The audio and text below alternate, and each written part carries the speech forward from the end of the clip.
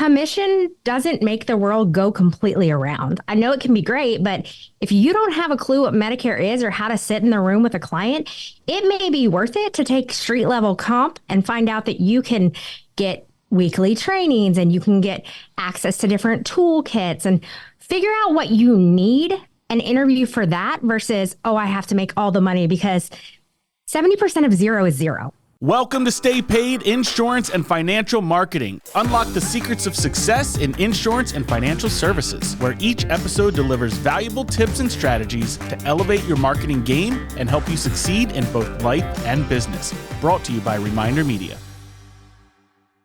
Welcome to Stay Paid Insurance and Financial Marketing. I'm Joshua Stike along with Luke Acree, and our guest today is Kim Sixkiller. Kim is the founder and owner of K6 Resources and president of Magellan Healthcare, where she trains insurance professionals nationwide on how to optimize their business to best serve their own Medicare clients. Having served in the financial industry for nearly 2 decades, Kimberly's passion in senior advocacy helps to ensure that seniors today have an understanding of the health and wellness packages available as part of their Medicare choices. Kim, welcome to Stay Paid. Thanks for being here. Thanks for having me, guys. I'm excited to be here. Kim, I am excited for you to be on the show. Want to pick your brain on how do financial service professionals succeed in 2024? The market is interesting. I won't say it's bad, but it's just interesting. Everything that's happening in the market today and how the economy is and people's mindsets. I would love for you to share your story. How did you get into coaching agents to really grow their business? Yeah, absolutely. I think, we hear all the buzzwords, but in 2024, I always tell the agents they have to stay agile, but they also have to have their own accountability at the forefront, right? So about almost 20 years ago, when I was 2 years old, I kind of started in financial services as far as working in a call center, helping agents with processing business, and then really just had the opportunity to help grow Medicare services at a large IMO in the country, independent marketing organization. And from there, I just really found that I was running into a lot of agents who were getting help from people who would tell them to do things or coach them to do things. And you'd sit there and think, have you ever actually sat in an appointment? Like the information didn't make sense. They'd say, oh yeah, just tell your client this. And you're like, that doesn't work. So having had the opportunity myself to get my license and really start dabbling in sales, I thought, okay, I can help people because I sit in that chair with clients. And so that really is where the passion kind of started for me. Medicare was a niche I didn't expect. I spent a lot of years in life insurance, but my poor grandma kind of got taken for a ride in a situation. And that's when I got into Medicare and was like, not only is there a lot of misinformation and confusion, but there's a ton of opportunity in that market. So that's kind of how I got into it. So yeah, 100%. Like the Medicare space right now, I feel like is just booming. Everywhere I turn in the insurance side of the business, people are talking about it. And, it makes sense of the amount of people, 10,000 people turn 65 every single day or something like that? Yeah. It's just unbelievable. So, walk us through, when you look at an insurance agent's business, one of the things I think I read on your site was you help agents really go independent. And I'm taking that as really being able to thrive on their own and build a business that actually succeeds. What are some of the core things that you see as drivers of an agent's business that if you were kind of categorizing maybe the core pillars that an agent needs to have structured in their business to grow, what would those be in your mind? Yeah, absolutely. So the first thing that they have to they have to get into the basics of setting up their business. They're going to need to have their own E&O or errors and omissions insurance, right? A lot of agents, when they're first getting started, there's so much to do that they get an opportunity to join an agency that may be captive or go with a carrier direct, which can be a great training ground, but also can really put golden handcuffs on you, right? So I tell them to just reach out and figure out that simple list. Go get your E&O insurance. It's not that expensive. And then make sure that you have some kind of a system in place for your tracking. Your tracking from day one is key because it's easy to say, oh, I'll do that once I have the clients. It's a lot harder to try to put all that info in later than just start from the beginning and formulate those good practices. Would tracking be like a CRM system or? Yeah, okay. like a CRM system to track your actual clients and your leads. Because if you decide that you're going to spend money on leads, whether that's calling people or warm leads, don't use that lead once and just throw it away. Put it into a system where you can regurgitate and reuse it, like maximize what you have. Yeah. So if you buy emails, you can send emails until that person finally, does a do not disturb or tells you to take a hike. Yeah, they basically give you one of two fingers, thumbs up or middle finger. Yeah, exactly. But I see that's just setting things up from the get-go is the key. And the biggest thing in my advocacy on that is interviewing your independent marketing organization. And so that's what I talk about a lot is agents think, oh, I can find this one. Or you're the asset. You are who the marketing organizations want. So you have the right to ask questions when you come to the table. Also, commission doesn't make the world go completely around. I know it can be great, but if you don't have a clue what Medicare is or how to sit in the room with a client, it may be worth it to take street level comp and find out that you can get weekly trainings and you can get access to different toolkits and figure out what you need and interview for that versus, oh, I have to make all the money because 70% of zero is zero. So figure out how to be successful before you get greedy. What should somebody be looking in an IMO for, or like what kind of questions? You mentioned interview questions. What types of questions are you recommending that they ask? So absolutely. The first number one question you should ask is, how am I going to be paid? That is the key that you can find out if you're getting paid directly by the carrier or through the IMO, whether or not you own that business, right? So I tell an agent, no matter whether they're brand new and they just passed their life and health, where they've been doing this for 20 years, you should own your own business. You did that work. You went and found those clients or you paid for those leads, however it works though. You don't want to work at a business for 5 years, finally figure out, oh, I've got it going, I've got some residual, and then attempt to move and find out, oh, I'm starting over because all of my business, all my residual stays with the house. Wow. So first and foremost, who's paying me? If your commissions are coming directly from the carrier, you know that you own that business. That's kind of that key piece. If you're working with a marketing organization or an organization that everything goes to them and then they're paying you out a piece, ask some more questions. Look at the commission schedule that you're signing before you sign it. What about the leads? Should you be asking about, do they provide leads, or how do you have access to leads? Like, are they shared leads? Like, I think you should definitely ask that question.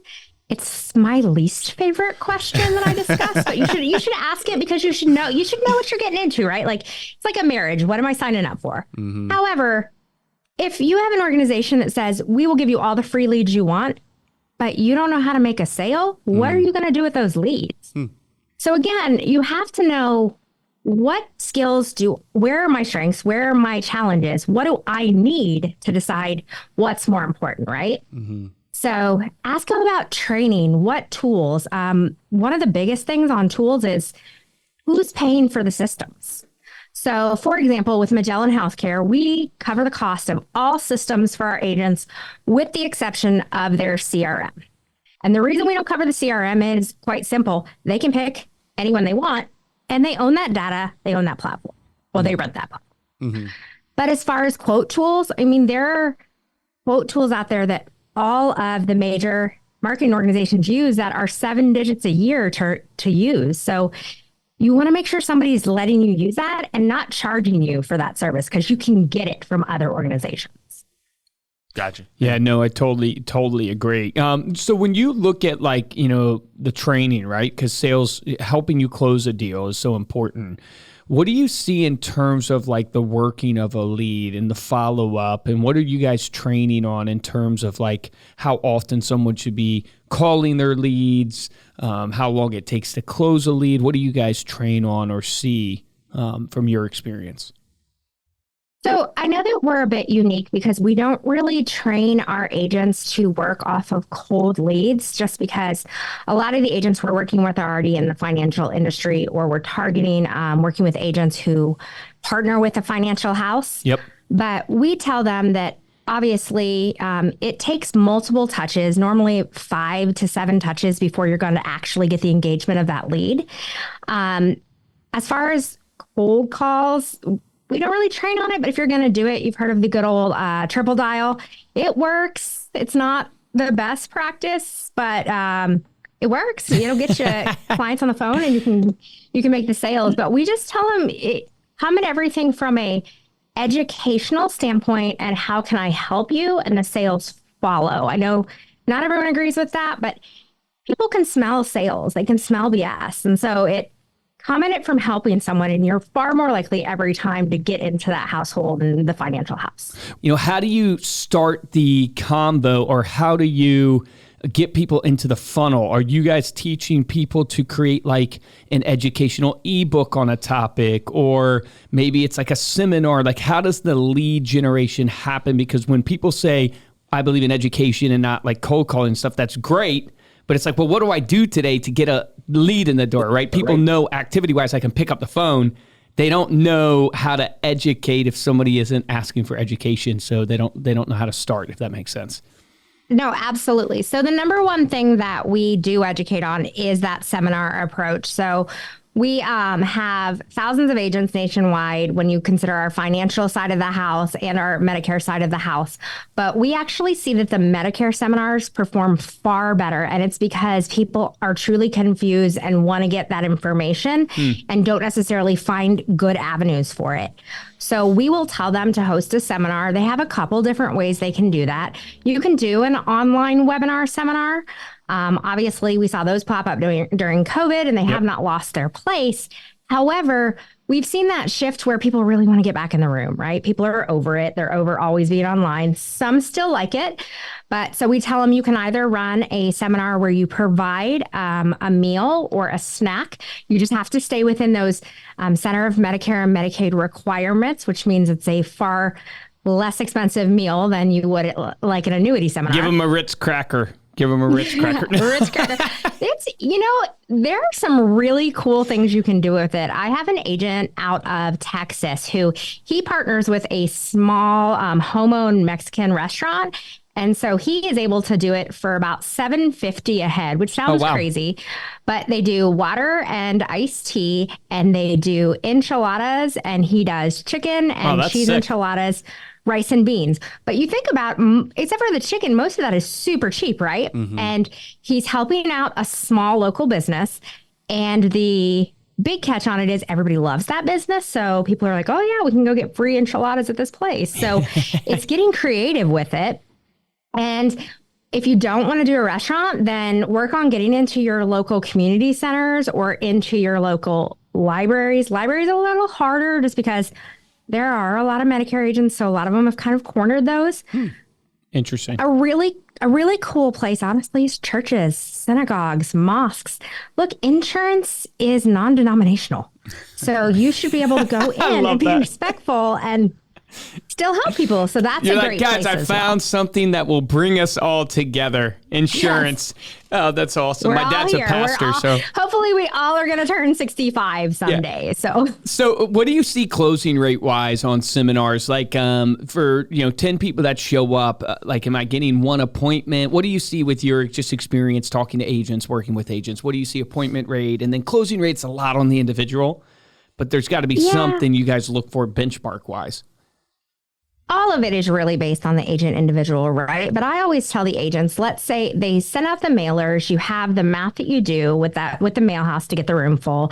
And if you have a room of 10 people, you hope to have at least 5 appointments out of that. So at least 50% come to appointments. You want to get at least 80% of sheets turned in. So here's the deal. If you have a client who is there just because they heard about it and they're only 62, you don't normally want to have an appointment with that person, but you want them to fill out the permission to contact sheet so you can send them follow-up info, right? Yeah. Because that's kind of the key, is getting in early, getting your information there so that they come to you. We kind of say that's always like your save the date, or you're putting in that reservation for later when they need you. But then I tell my agents, and it sounds crazy, but if you're going into appointments with true Medicare clients who are turning 65, we call them T65, and you aren't closing 90% or higher of their sales, it's a you problem. Really? We got to figure out your sale. Yes, because Medicare isn't really a sale. Because they need more of a Yes, it's a need. It's more of an assistance in a decision that you already need to make. So if you need to join Medicare, right, we're tossing out the people who are still working or staying on their employer healthcare, those people. If you truly have a person who needs to join, you're really just educating them and saying, are you a supplement client? Are you an advantage client? Which one are you comfortable with? Great. Let's enroll you. That's all you're doing. So where are most people failing in that area? The ones that aren't getting that level of conversion, are they trying to oversell? Are they not presenting well? Like, where are you seeing the failures? I think there's a couple things. The first is the oversell, right? I could sit here and explain every single piece of Medicare until your head is swimming and you're overwhelmed and you walk away, right? You have to break it down to the main points they need to know, what's important, what do they have to walk away with, and what's going to help them make the decision. And then you have to be that expert. They're there with you because you're the expert on the subject. So very rarely will I tell somebody this is what you need to do, but I will look at their situation and say, hey, this is the situation. If you were my dad, here's the things I would tell you to consider. What do you prefer? And then if they ask me, what should I do? Then I'm going to tell them my personal opinion is this is what would fit and here's why. If you can't have that confidence in your conversation, they're not going to be confident in you. They're not going to buy from you. What about the follow-up then? Like, so as you're building, like, do you see a lot of referrals happening in that space also? Like, is that a big part of the marketing? It's a huge part of the marketing. A really good agent, honestly, or even just a great agent, by the time that you're a couple years in, most of your clients should come from referrals because their friends are turning 65. I have a gentleman about an hour from Topeka. He's a veteran, and I always joke that I think he's just passing my cards out at the VA because I get all of these referrals from because I helped him with a gap in his need, and people want to share good info like that. And we all know that there is a tendency when people are a little older to talk about the $3 they save, the $5 they save, the 79 cents. There's that difference in the mentality. And so they're sharing that good news. And the next thing you know, you're getting all these people and you're like, yeah, I'll help you. Sure, let's look at that. And what does that look like for you? Are you doing phone calls? Are you doing text messages, emails? Like, how are you staying in touch with your book? So obviously, I'm unique because first and foremost, I coach agents. Yeah. My book is more taking a back seat. So I only help referred clients. Gotcha. I don't market at all at this point. But as far as staying in touch with my book, I am huge on texting. So for me, I tell people the 65-year-old today is not your grandpa, right? Like these individuals grew up latter part of their life on cell phones. They worked with computers. Yep. They are not strangers to technology. Use your technology. Yes, you're going to get the people who are older 70s, 80s who may be uncomfortable with it. But honestly, most of those clients, you can still walk them through it. They have grandkids who have set them up on their phone and different kinds of things. So I try to stay toward the text messages also because I love that they say I help them put me in their phone right away. Like, here's my number if you need something. Then I can ask them questions and drive things that give you a relationship with the person. So, hey, congratulations on your granddaughter's graduation. How are things going? Just if you really focus in on things about people and follow up on that, that is that relationship that's going to save you when somebody comes knocking. They're like, no, I got a girl. I'm good. Take care. Yeah, 100%, because you see, like, obviously a pain point in insurance are chargebacks or people, I guess you guys with Medicare, they just went through AEP. So now there's going to be an opportunity for, OEP, where you can swoop in and basically say, Josh, you didn't realize you could also do this. And then, steal, I hate to use the word steal, but help the person get another plan. And the only way to overcome that is really through smothering them with love and making sure that they know you're their agent, you're their advisor, you're the one that's there to actually help guide them. So they should, if you have a strong enough relationship, their first tendency should be to reach out to you to double check the new information that they're getting. But most people don't hear from their agent after AEP. They don't hear from them all year. I mean, 100%. And that's the problem, right? Is there's so many people who swoop in and say they're going to do Medicare. They come in for an AEP, they sell some policies, they disappear and never do it again because it's not as easy as people think. It's a great career. It's profitable, but you have to work, right? I will definitely take a page out of Pete Fournier's book. I don't know if you guys know Pete. He's an awesome guy out of North Carolina. And he had one of the best sales tactics that I can credit for that I teach my agents too, is when you're selling something to those clients, when you're getting that sale and you're completing, you tell them, say, hey, I have just a couple follow-ups. If you have any questions on this, give me a call. Also, you're probably going to hear from somebody else that may have an opportunity for you, some different sales. That's great. Listen to that opportunity. If they have something that you think sounds great, I want you to take the information. Once you've got it, give me a call. I'm going to look at that opportunity for you. If it fits, I'll help you get into it. If it doesn't, I'll tell you why. And I'm even more than happy to get on the phone with that person and explain why this doesn't work for you. That's perfect. And that really does two things. It re-solidifies you as a professional, but also getting licensed is not difficult. So if they're selling some products out there that Susie really wants, I'll go get that contract. You're not taking my client. I'll just move her to a different thing. Yeah. Yeah, that's so good. What do you think is like the reason why, or what encouragement would you give mindset-wise, coaching-wise to agents? The failure rate is so high, right? Cody Askins created a whole conference on this concept of 8%, that only 8% actually make it. What is the coaching or, mindset shift that you believe agents need to have in order to succeed in this business? So this is where I think the accountability has really began to take a forefront for me in my coaching sessions, because I do think that agents, after they've been in this business for a little while, a lot of them have been lucky enough to be fed leads or to be kind of given a lot of information, and they're not proactively chasing and following up. And so I will talk to agents, and you have to really have somebody who's willing to hold you accountable, right? It's like having a real friend who's really willing to call you out and say, okay, have you done that follow-up? We talked about you holding a seminar. Have you picked a restaurant? Have you scheduled it? And if you're not meeting your own deadlines, if you can't keep yourself on track, who else is going to keep you on track? So there's that accountability. It also comes from networking. And so you've heard me talk about getting in the room. That's so important. There are so many different conferences out there that you can get in the room and meet people. And I enjoy getting in the room at 18 years in the industry just as much as I did on day one. It's just different. Like, you always learn something new, but you meet someone who has a different take. There's always somebody who has solved a problem that you're not really sure about. Agree. You also, the third thing is just, you have to check your ego. Look, I'm not saying that you're not, like, I have spent a lot of time with Cody Askins, with Justin Brock, these agents who have been doing this for years, and people who, they know what they're doing, but they also have no problem sitting down and having a great conversation and understanding what somebody else is doing to see how they can do better, right? So people who are really, really good at what they do are never afraid to learn something from somebody else. And I think that's key. That's awesome. Great advice. Yeah, you do find, like, because I went on the road with Cody and stuff, the guy just listens. Yeah. He does, like, you would think he talks all the time, but no, in every conversation I was a part of with him, he would just take a back seat and listen. And I thought that was interesting. So I think it's spot on. He's a genuine listener too. You can tell he knows the eye contact. He's listening. He asks the productive questions. Yeah, Cody's one of the best at that. Yeah, for sure. Kim, thank you so much for coming on the podcast. Before we close out, let people know how they can connect with you.